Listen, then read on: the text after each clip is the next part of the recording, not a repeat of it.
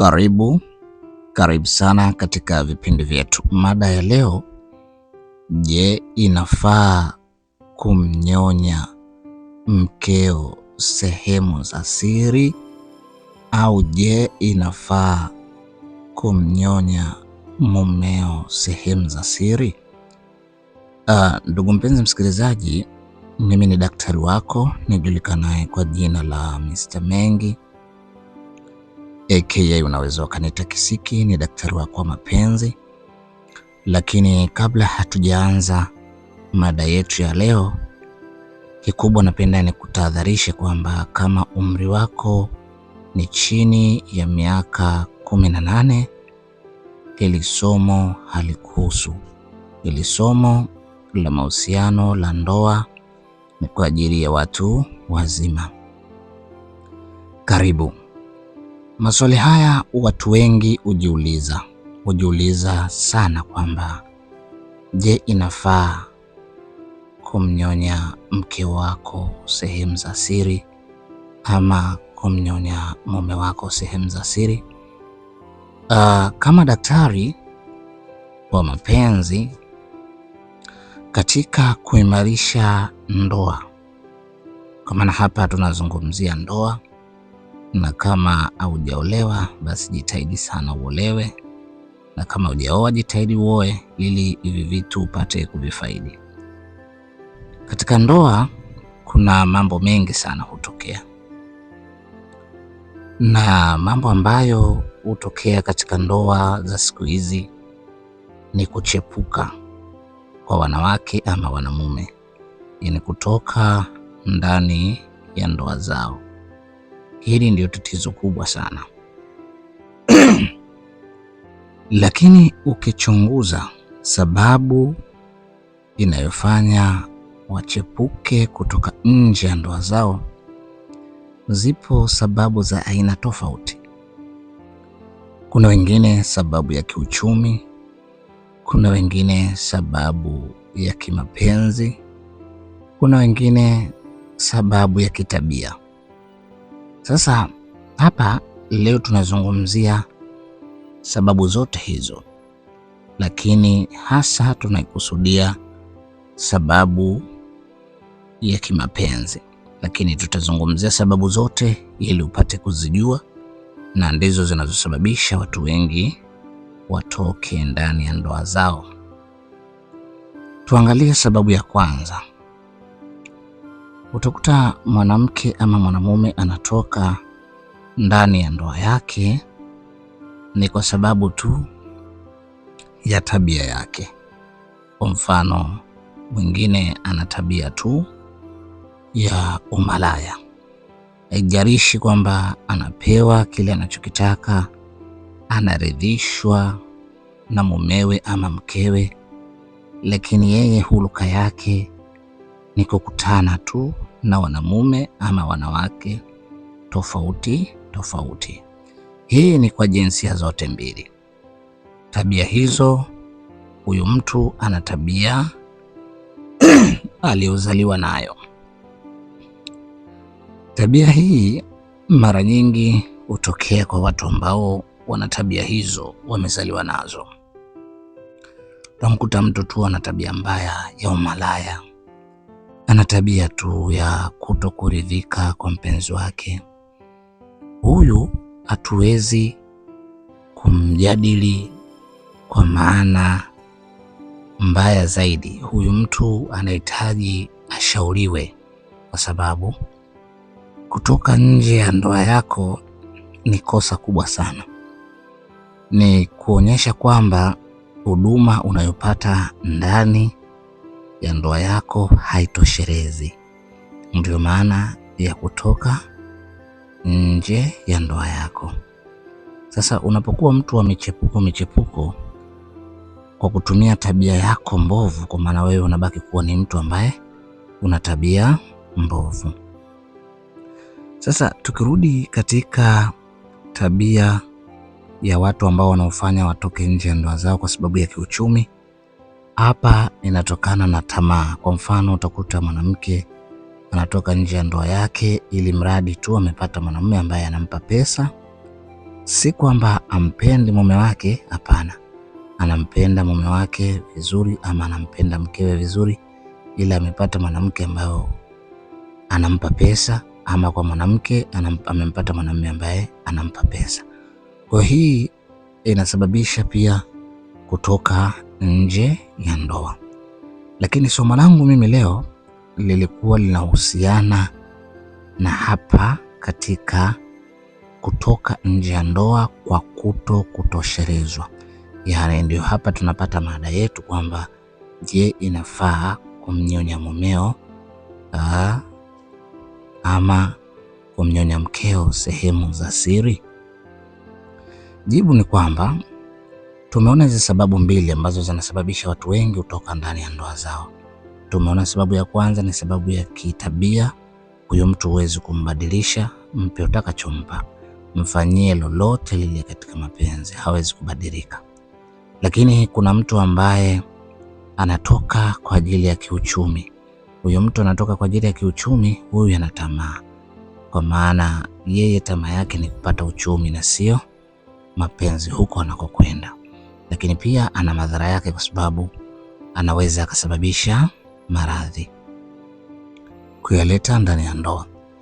Lakini mada nyingine ni katika kutoshelezana katika mapenzi. Hii ndio mada ambayo mimi leo nataka niigusie kwa undani ili tupate kujifunza sote kwa pamoja. Hapa mwanamke hutoka ndani ya ndoa yake, ama mwanamke ama mwanamume hutoka ndani ya ndoa yake kwa sababu ya kutoshelezwa kimapenzi. Sasa hapa ndipo tunapata mada yetu.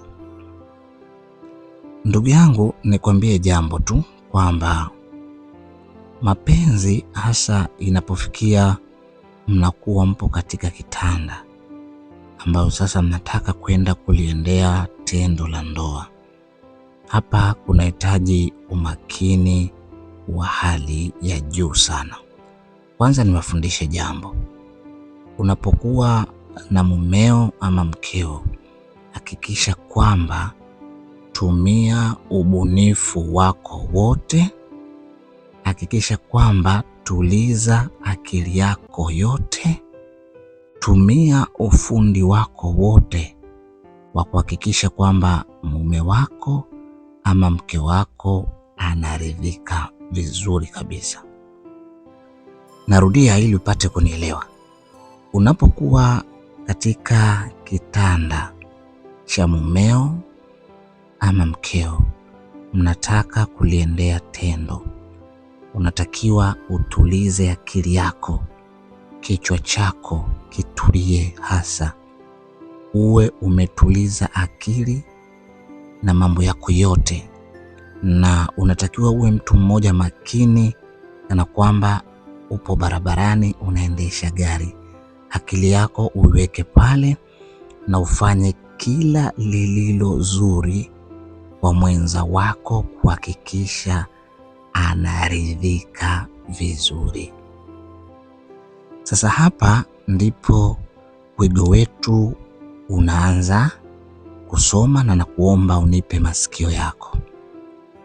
La kwanza, unapokuwa katika tendo la ndoa ambalo watu wengi huwa tunakosea, utakuta mtu na mkewe mtu analala kitandani ameshavua nguo kabisa, ama mwanamume anakuwa ameshavua nguo kabisa. Kweli watu wanasema ukikubali kuolewa usilale na chupi. Hiyo ni misemo ambayo wanaisema sana, lakini lazima tukubaliane, sawa? Ukikubali kuolewa usilale na nguo ya ndani. Maana yake ni nini? Maana yake uwe tayari kukutana na mwenza wako mara tu anapokuhitaji.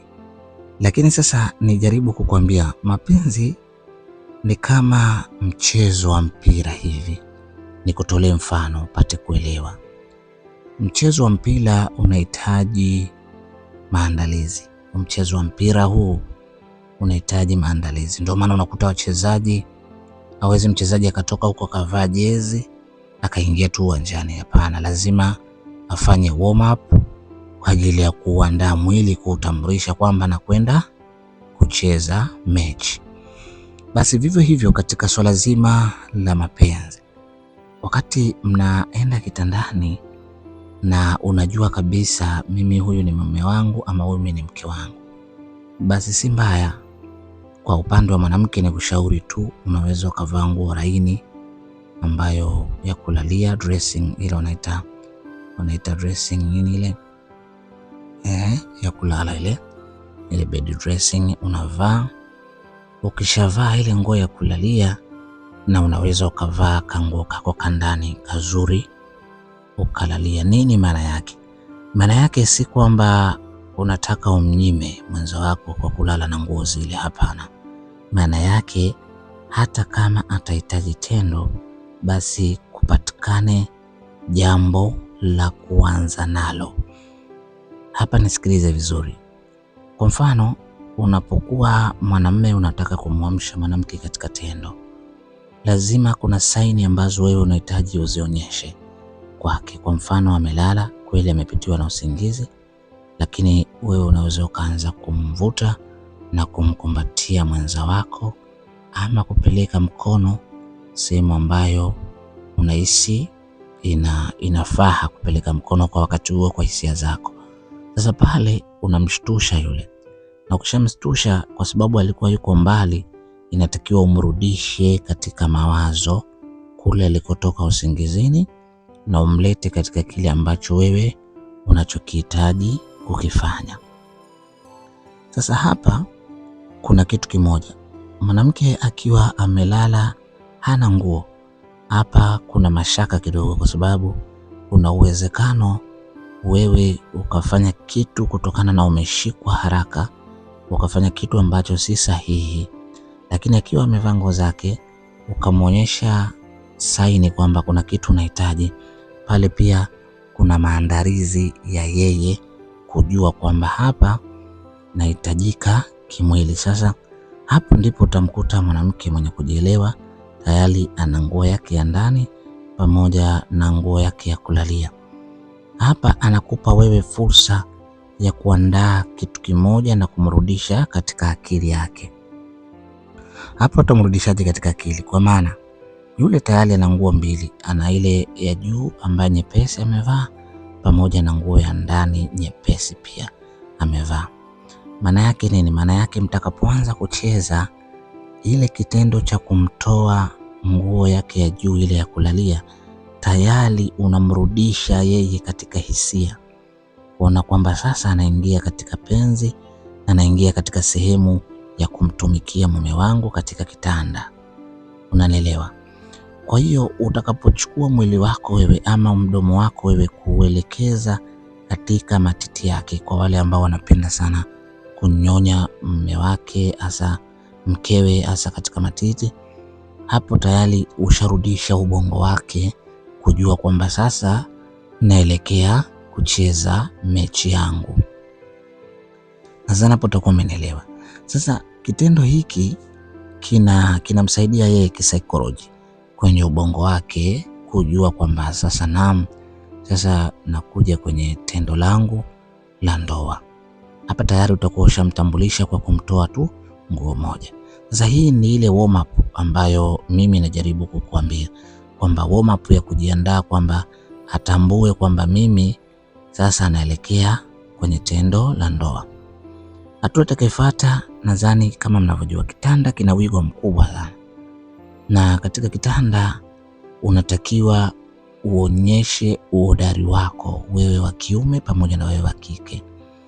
Hapa ndipo mnatakiwa ule umalaya wenu muonyeshe hapa, sio nje ya ndoa yenu. Yaani ule ufundi wenu, umalaya wenu, staili zenu, kujituma kwenu, hapa ndipo sehemu sahihi ya kuonyesha jambo hilo, na si vinginevyo. Hamtakiwi kwenda kuonyesha kwa wengine nje. Hapa ndipo mnatakiwa mshughulikiane vizuri hasa. Basi baada ya tendo hilo sasa, atakuwa amebakiwa na nguo ya ndani moja yule. Wakati huo mnacheza zaidi.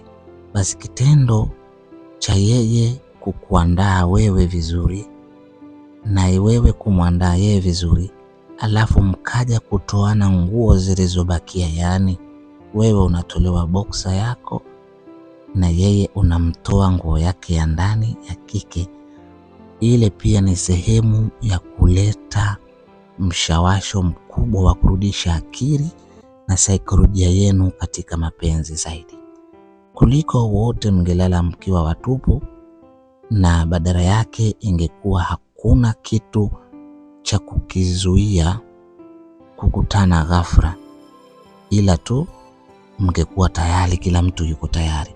Lakini mkiwa mmevaa hizo nguo nyepesi inasaidia, kwa sababu unapomtoa mwenzio nguo nyepesi inamaanisha unamjenga kisaikolojia, anajua na akili inakuja kutambua nini kinakuja kufuata badala yake. Nadhani hapo utakuwa umenielewa.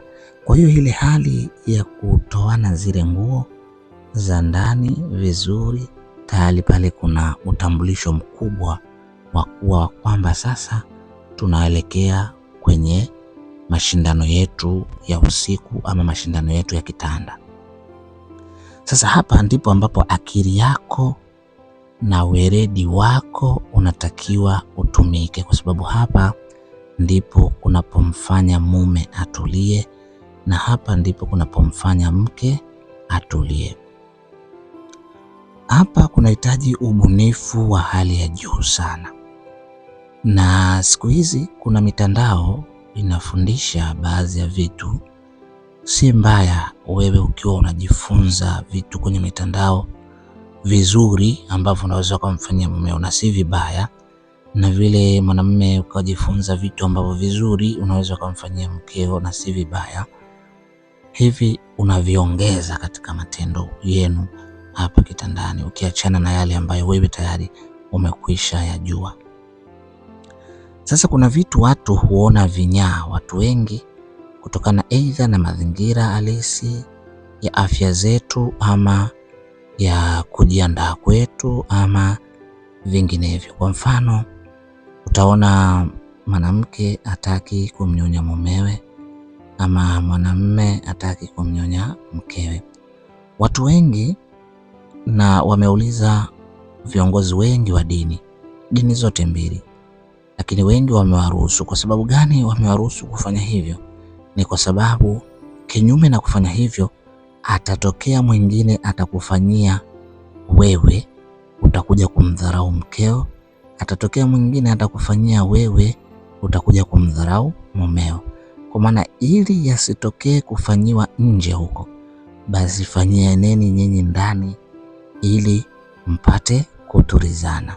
Katika hilo haina shida yote, ila kuna yale ambayo hayajahalalishwa. Kwa mfano, kumwingilia mkeo kinyume na maumbile, hili hakuna dini ambayo inaruhusu, kwa sababu hili jambo ni jambo la dhambi na jambo ambalo si zuri kulifanya, na huwezi kupata ufalme wa Mungu hata siku moja. Si kwa dini moja tu, kwa dini zote, Waislamu pamoja na Wakristo wote, hakuna anayesapoti kuendewa kinyume na maumbile.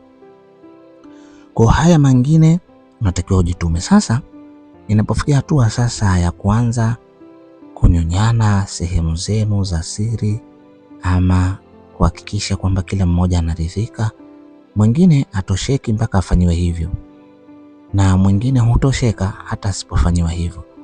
Kwa hiyo ikitokea umemfanyia mkeo amependa zaidi na anakusisitiza zaidi kulifanya hilo, basi jitahidi kumfanyia mpaka atakaporidhika. Na wewe pia jitahidi, kama mumeo naye anahitaji hilo zaidi, anapenda zaidi, basi mfanyie ili apate kutulia nyumbani. Na maufundi mengine pia yatumike hapo. Sasa basi, ukishafikia katika hatua hii, lazima hapa kiafya usafi uwepo. Na ukishajua kwamba mume wako ana tabia hizo, basi hakikisha mwanamke, wewe kabla ya kulala umejisafisha katika hali nzuri, ambayo ikitokea kwamba mumeo anahitaji kufanya hivyo, basi ujue mume wangu anapeleka mdomo wake sehemu salama. Na hata wewe mwanamume pia, ukishaona mke wangu anapenda kufanya kitu hiki, basi uhakikishe mazingira yako salama na masafi, ili mradi umpe nafasi naye mkeo kutumia nafasi hiyo ili asije akadhurika katika mdomo wake. Nadhani hapo utakuwa umenielewa. Sasa hii sehemu hii, ukiachana mambo hayo, kuna mambo mengine huwa watu wanaoneana aibu sana kufanyiana hapa, na vitu hivi ndivyo ambavyo wale watu wa nje ambao malaya wa nje wanavitumia hizi nafasi kuwafanyia wake zenu ama waume zenu, na ndio maana mnaona wanatoka nje ya ndoa zenu, kwa sababu wewe unamwonea aibu mume wako kumfanyia vitu vyote, unahisi atakuona kama wewe mcharuko. Lakini pia wewe unamwonea aibu mumeo, unaona kwamba nikimfanyia hivi ataniona mimi mcharuko. Hapana, hiyo ndio nafasi yako ya kumuonyesha kwamba wewe ni fundi na wewe ndiye unayestahiki kumpa vitu vyote na si vinginevyo. Kwa hiyo na wewe mwanamume hivyo hivyo ujue kwamba mimi ndiyo nahitajika nimuonyeshe hapa ufundi, na wewe ndio mwenye haki ya kumuonyesha mkeo ufundi huo na si mtu mwingine. Kwa hiyo kila mmoja akishalitambua hili, basi ujue kwamba safari yenu ya mapenzi itakuwa kila siku inaimarika na mapenzi yanakuwa yanasonga sana. Kwa hiyo hapa tumeona hatua ya kwanza, hii ni mfanye kunyonyana sehemu za siri katika mapenzi ni vizuri zaidi endapo kila mmoja wenu ameridhia hilo na kuhakikisha kwamba mnafanyiana katika hali ya usafi pamoja na usalama zaidi. Tunakuja upande mwingine, kuna upande wa romance pamoja na upande wa kunyonyana maziwa. Unajua wanawake wengi wamechukulia tu kwamba yeye ndio anastahili kunyonywa maziwa yake. Hapana, si yeye tu, hata mwanamume. Unajua wanamume pia tunatofautiana. Kuna mwanamume mwingine hisia zake zipo sehemu zote za mwili. Unaweza ukachukua ulimi wako kamnyonya mume wako katika machuchu yake madogo madogo yale pia yana stimulate, yanamsisimua, hasa yanamweka katika hali nzuri na ana stimulate, anajisikia vizuri kabisa na hisia zinaongezeka. Unaweza pia ukatumia ulimi wako kumnyonya mumeo katika masikio yake ama katika mdomo wake na sehemu zile ambazo zote yeye zinasisimua. Basi hiyo ni sehemu ambayo wewe unatakiwa ufanye kwa ufanisi mkubwa ili kuhakikisha ndoa yako inabaki salama na yeye pia unamfurahisha. Basi si kwa mwanamume tu, hivyo hivyo kwa upande wa mwanamke, lazima mtumie hali hiyo ili kuhakikisha ndoa yenu inabaki na kuwa salama. Sasa basi hapa baada ya kufanya hayo yote hayo niliyokuambia hapa, kuna kitu ambacho mara nyingi watu huwa hawakiongelei vizuri ama watu wanashindwa kukiongelea. Mapenzi bwana, inategemea wigo wa ndani kwako kulivyo, na wakati mwingine wigo mpana. Nyumba zingine zina self, nyumba zingine zina choo ndani, nyumba zingine zina kitu tofauti, labda kuna kiti cha ndani chumbani kwenu, kuna sofa na nini. Basi si mbaya mkabadilisha staili ya ukaji. Labda leo mkakaa kwenye kitanda mkapiga staili zenu mbili, inategemea. Labda mnaweza tena mkatoka mkaenda chini mkatumia tena staili zenu za chini, ama napo hapo mkatoka mkaenda kwenye sofa mkatumia staili zenu za sofa. Hii yote kazi yake ni kuimarisha upendo na kuimarisha tendo la ndoa lifanyike kipasavyo, ili mradi asipatikane mmoja wenu kufikiri kwenda nje ya ndoa, na hapa ndipo tunapata lengo la ibada ya ndoa. Sasa ndugu mpenzi, mimi naitwa daktari wako wa mapenzi, nijulikana kwa jina la Mr. Mengi, ama unaweza kuniita Mr. Kisiki kwa jina la utani aka. Lakini nakuomba kama ndo mara yako ya kwanza kujiunga katika vipindi vyangu hivi, na kuomba uklik button nyekundu iliyoandikwa subscribe ili uwe wa kwanza kupata video zangu nitakapozi upload. Na masomo yangu kila siku nitakuwa natoa masomo yanahusiana na mapenzi na jinsi gani ya kuimarisha ndoa zetu.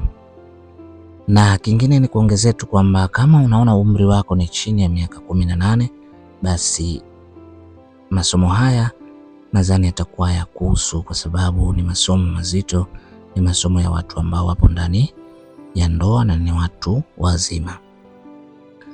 Tuendelee katika sehemu ya pili ya mafundisho yetu katika swala zima la ndoa.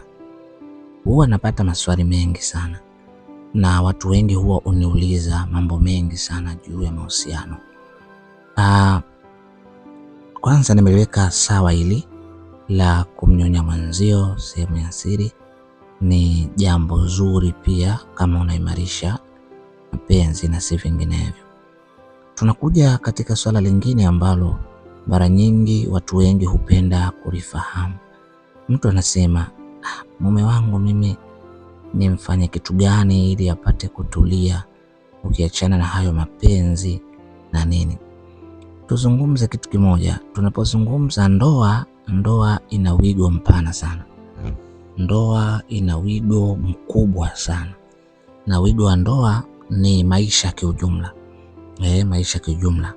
Ndoa si tendo tu, tendo ni sehemu kubwa ya ndoa, lakini ndoa inashiriki katika maisha yenu kiujumla.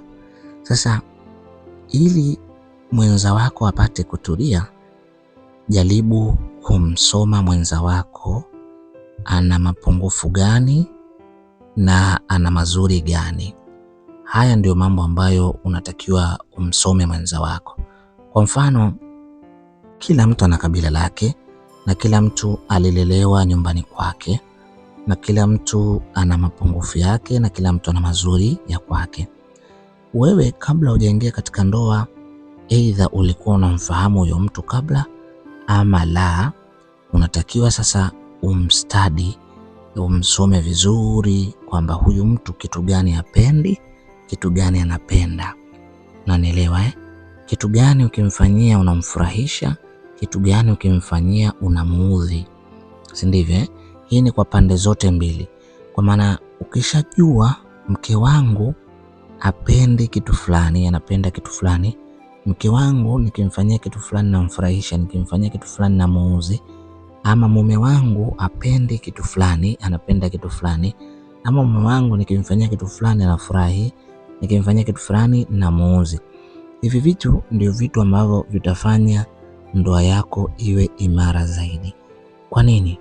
Utajaribu kuviepuka vile ambavyo yeye havipendi na utajaribu kutia nguvu katika vile ambavyo yeye anavipenda, kuhakikisha kwamba unamridhisha. Lakini ili mradi tu hivyo ambavyo yeye anavyovipenda visiwe venye kuvunja sheria ya nchi ama sheria ya dini. Kwa sababu mwingine anaweza akavipenda vitu ambavyo vinavunja sheria ya nchi ama sheria ya dini. Hapo sikushauri umfatize yeye, hapana.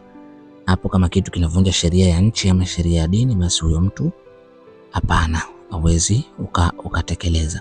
Lakini kama vitu ambavyo yeye anavipenda havivunji sheria ya nchi wala ya dini, basi hakikisha unamfanyia kwa weledi mkubwa sana. Kwa nini? Labda ukimfanyia hivyo vitu ambavyo yeye anavipenda, atakuwa muda wote ni mwenye kufurahi na sio mwenye kuhuzunika na sio mwenye kujutia kuwa na ndoa. Sasa lengo sio mtu ajute kwa nini aliolewa ama alioa. Lengo ni mtu afurahi na aenjoy kuwa ndani ya ndoa na si vinginevyo.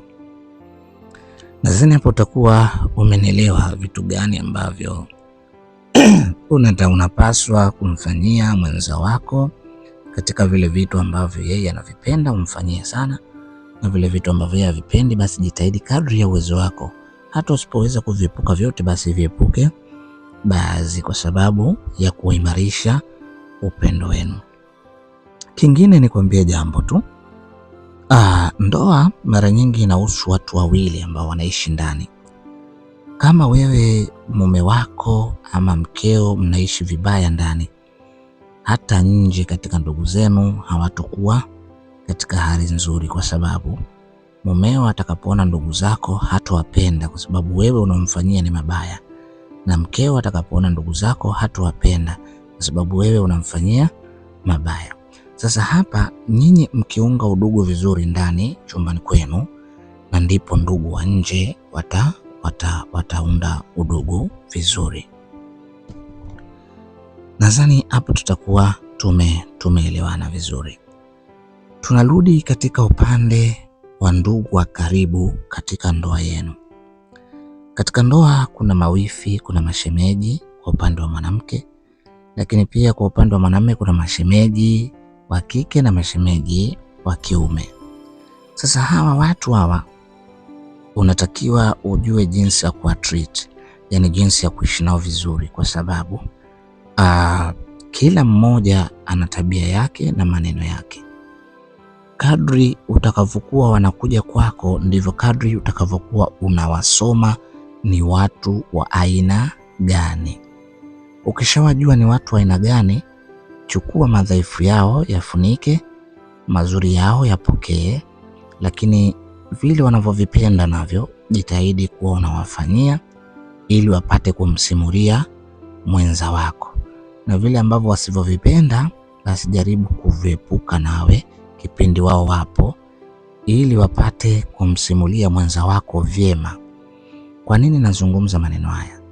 Nazungumza maneno haya kwa mfano, unaweza ukaona mwanamke ameolewa na anakuwa rafiki yake mkubwa ni mkwewe wa kike. Unajua kwa nini? Kikubwa anatakiwa awe amemsoma mkwe anapenda nini, na akiishi na mkwe vizuri, watoto wa kiume huwa wanaamini kwamba anachopenda mama basi na mimi pia nafurahi. Huo ndo usahihi wa mambo mengi yanayofanyika kwa wazazi, kwa maana mtu atakayempenda mama yako basi na wewe atakuwa ni kipenzi chako. Kwa hiyo inakuwa pia rahisi, hata kama kukikuwa na mgogoro, basi ukimtumia mama atakuwa rahisi sana kumrudisha mumeo, kwa sababu anaamini mama akosei. Na hivyo ndivyo watoto tunaaminishwa katika vitendo vyema. Sasa utajaribu kukaa na mkweo, utamwangalia tabia zake kama yu hai, na utajaribu kuwa naye karibu na kumtendea wema zaidi. Basi yule ndo atakuwa mtambulisho mkubwa kwa mwanae, kumwambia mwanangu mke umepata, na mwanae pia atafarijika zaidi. Hao ni upande kwa watu wa nje, ndugu wa ndoa zenu. Unaona? Na vivyo hivyo kwa mawifi na mashemeji vile vile unatakiwa uishi nao katika kuwasoma kwanza tabia kabla hujaanza kuishi nao. Kwa hiyo ni pande zote mbili. Upande wa mwanamume unatakiwa usome hivyo vitu, na upande wa mwanamke vile vile unatakiwa uvisome hivyo vitu. Kwa kufanya hivi utaona unaboresha upendo na amani katika ndoa yako, kuanzia ndani ya ndoa yako mpaka nje ya ndoa yako kwa ndugu. Lakini kuna ndugu wengine wananongwa, lazima nituseme ukweli, na hapa lazima unisikilize kwa makini. Kuna ndugu wengine wananongwa, na kuna mashemeji na mawifi wengine pia wananongwa. Kwa hiyo hapa jinsi gani ya kuishi nao? Ukimwona huyu ananongwa, basi jaribu kumwepuka ili usikutane na ile nongwa yake ile isije ikadhuru katika ndoa yenu, kwa sababu ukiona ndoa inaingia dosari, kuna mambo mengi utokea humo. Kwa hiyo ukiona mtu huyu ananongwa na unajitahidi kadri ya uwezo wako kufanya mema, lakini yeye haelewi, lengo lake ni kukuharibia, basi hakikisha kwamba wewe unakuwa makini katika hilo, ili usije ukaathirika kwa baadaye. Nadhani utakuwa umenielewa ndugu mpenzi msikilizaji. Mimi ni daktari wako wa mapenzi ambaye leo nakuletea masomo tofauti na jinsi gani utaimarisha ndoa yako kwa uzuri zaidi. Tunaendelea. Kuna mambo mengine huwa hutokea sana katika ndoa zetu, hususani katika masuala mazima ya marafiki. Tunapozungumzia marafiki katika ndoa, lazima tutambue kuna rafiki mzuri na rafiki mbaya. Rafiki mzuri ni yule rafiki ambaye ataimarisha ndoa yako na si kubomoa ndoa yako. Na rafiki mbaya ni yule ambaye atazungumza mambo mabaya juu ya ndoa yako. Lakini unatakiwa ufanye kitu kimoja. Usichanganye ndoa na urafiki. Nielewe vizuri hapa. Usichanganye ndoa yako na urafiki. Kwa mfano, rafiki yako ukishamuhusisha mambo yako ya ndoa yako, aidha akiwa rafiki mzuri atakushauri jambo zuri la nyumbani kwako na litakuwa na faida na wewe. Lakini akiwa rafiki mbaya hatokushauri jambo zuri juu ya ndoa yako. Mwishowe atakuwa ni mwenye kubomoa ndoa yako na kuifanya ndoa yako iharibike, na baadaye yeye huyo hatakuwa msaada baada ya wewe kuwa haupo ndani ya ndoa yako. Nadhani utakuwa umenielewa. Hii ni kwa upande wote, kwa upande wa kike na kwa upande wa kiume. Kuna mambo ya ndani kabisa mnaweza mkakaa wenyewe mkayamaliza. Hakuna sababu ya kwenda kuomba ushauri kwa rafiki wala nani, kwa sababu yeyote yule ambaye unaweza kumuomba ushauri, mwingine ni mzuri kwako na mwingine ni mbaya kwako. Sasa ukitegemea akili zake ziamue ndoa yako, kama ana akili nzuri itakuwa ni neema kwako, lakini kama ana akili mbaya itakuwa ni kilio kwako. Hivyo basi, unapotaka kwenda kuomba ushauri, kwanza hakikisha wewe ndani umeshindwa kutatua tatizo lile wewe mwenyewe na mwenzi wako. Ukiona umeshindwa sana, basi kikubwa mimi na ushauri wangu, wakimbilie viongozi wa dini ambao wana sifa nzuri za kutatua migogoro hiyo, ama wenye weledi ambao watatoa maandiko ya Mungu ambayo ndio yatakuelekeza vyema kuliko kwenda kupata ushauri wa akili ya mtu binafsi. Nadhani hapo utakuwa umenielewa. Sasa kwa kufanya hivi utakuwa umeimarisha ndoa yako na umefanya ndoa yako iwe imara na yenye kudumu na maisha yakaendelea. Ndugu mpenzi, ni kushauri katika elimu hii ambayo natoa mimi, daktari wako mapenzi. Nitakuwa najitahidi kutoa elimu hizi kila siku. Usisahau kuingia na kutazama video zangu ili tupate kujifunza sote kwa pamoja. Lakini kama una swali lolote, naomba WhatsApp yangu nikutajie ili unaweza ukaniuliza tukashare, hakuna shida. Ni 0712 17 69 10. Hii ni nambari yangu ya WhatsApp, 0712 17 69 10. Narudia 0712 17 69 10. Na unaweza ukatumia simu hii kwa kunipigia pia kama utakuwa na jambo lolote. Kama nina wasaa nitakujibu, na kama sina wasaa nitakwambia nitakujibu baadaye. Nadhani tutakuwa tumejifunza kitu katika masomo yetu ya leo yanahusiana na ndoa na maisha kiujumla. Na somo letu la leo, je, kumnyonya mumeo sehemu yake ya siri ama mkeo inafaa? Nadhani jibu tutakuwa tayari tumekwisha lifuata, inafaa. Na tumesoma vingine zaidi vinavyohusiana na ndoa na tumeelewa vizuri kabisa. Asante kwa kunisikiliza. Asante sana. Mimi ni daktari wako wa mapenzi, najulikana kwa jina la Mr. Mengi aka Kisiki. Usisahau kusubscribe rafiki yangu, jitahidi kufuatilia yale mazuri ambayo nakufundisha ili upate kuimarisha ndoa yako. Wewe ambaye hujaoa na wewe ambaye hujaolewa, ushauri wangu kwenu ni kwamba ndoa ni nyepesi tu kama nyote mmeridhiana, lakini ndoa ni ngumu kama kuna kuonyeshana show. Kwa mfano, unataka sifa juu ya ndoa, basi hiyo ndoa itakuwa ngumu, kwa sababu lengo lako ni kuonyesha watu, sio nyinyi wenyewe kuonyeshana ndani. Kwa hiyo maisha yote yale mnaweza mkaoana, muwe na maisha makubwa, ya kati ama ya chini. Kikubwa ni kukubaliana maisha yenu na kila mtu kumridhia mwenzie, awe mumewe ama awe mkewe. Hilo ndio jambo la msingi, lakini hayo mengine yote yanakuwa ni mbwembwe, kwani ndoa ni watu wawili, ambayo wewe na mwenzio. Asante, karibu kwa kunisikiliza.